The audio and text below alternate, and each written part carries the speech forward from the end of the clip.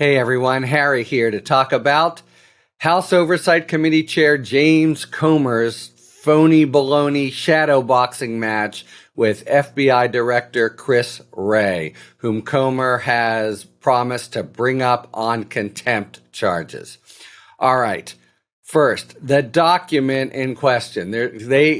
Comer's committee and Comer's whole business is trying to dirty up the Bidens, including Joe Biden when he was vice president.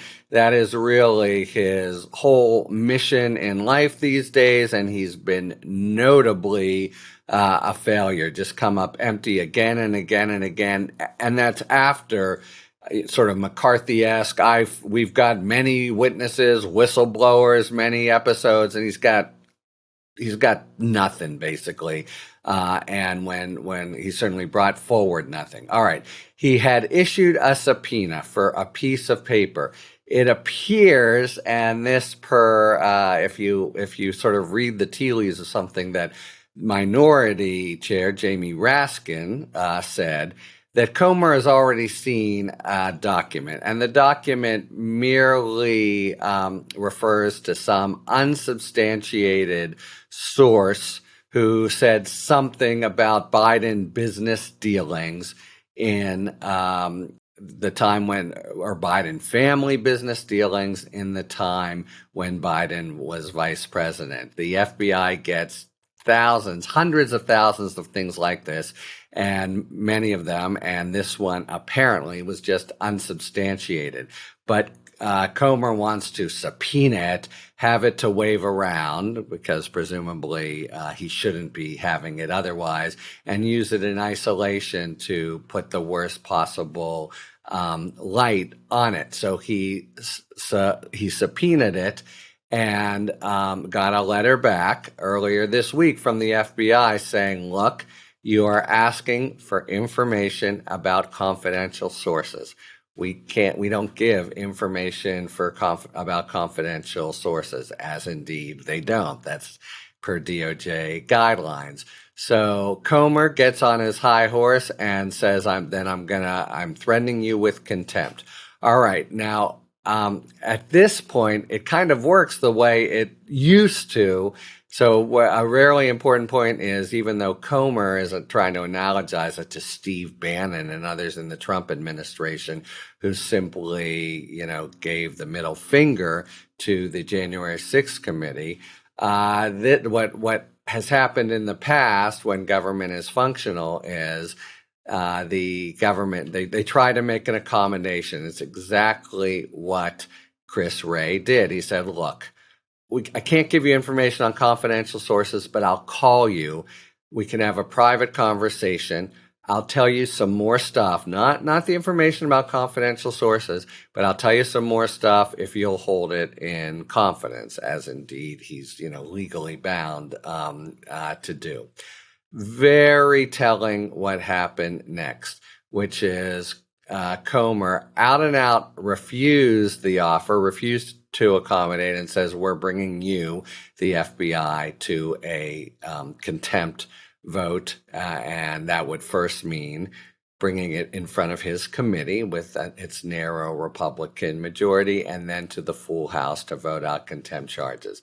Now, this is all just so much political kabuki theater. Again, with Steve Bannon or others in the Trump administration, including, Bannon was charged. Mark Meadows, as you recall, actually wasn't, because he had, at least what the DOJ thought was some kind of reason that went to his state of mind to say this is not an occasion for criminal charges. Chris Wray has that and more. He's saying, look, I can't give you information on confidential sources, and of course he cannot. So Comer knows he cannot.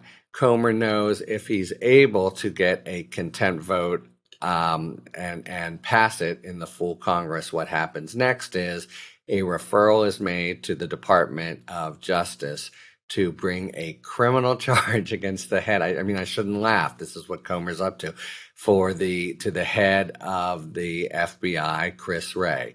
Now, the chances that will happen, less than zero.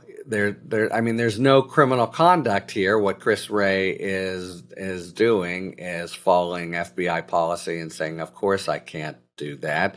So on the one hand, it's an empty and impotent gesture legally, substantively, but what Comer is about is wanting to show we've held the FBI in contempt, and there's this document out there which he's already seen and which is not nearly as sensational as he's claiming, that has a mention of possible business dealings by Biden, and then he wants to also be able to say, and the corrupt Justice Department is protecting the deep state corrupt FBI and not bringing criminal charges. Everyone in Washington knows that all of these points are complete horseshit, I think is the legal term I would use on this YouTube, not when I talk about it later today on the airwaves. But, it's completely to try to do it's a talking point, and a talking point for the ignorant.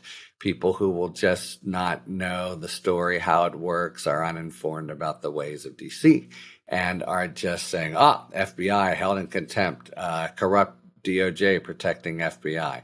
So if he can get if there's a party line vote on this, and Raskin, by the way, is working it on the other side and trying to make the very logical points about why this is A, without merit, and B, done in vain. But if he does it, what will ensue is a referral to the Department of Justice, and then a red meat talking point that Comer will try to use in very much ideological and meritless terms. Okay, so it looks like he's going to bring this up to a vote pretty soon. He's refused the accommodation request from the FBI. It's going to, we insist you give us the name of a confidential informant that I think he already has. Obviously, Wray can't do that. Obviously, Wray is not acting as a criminal in declining to do it, but none of that matters to Jim Comer and his sort of MAGA gang over there that's hoping, and as I say, this is against a record of near zero achievement, to have something to show for his tawdry and inexhaustible investigations into Biden family dealings during, again, the Obama presidency. All right, that's where we are. Talk to you later. Thanks for tuning in. If you enjoyed this video and other Talking Feds content, please take a second to like and subscribe. Talk to you later.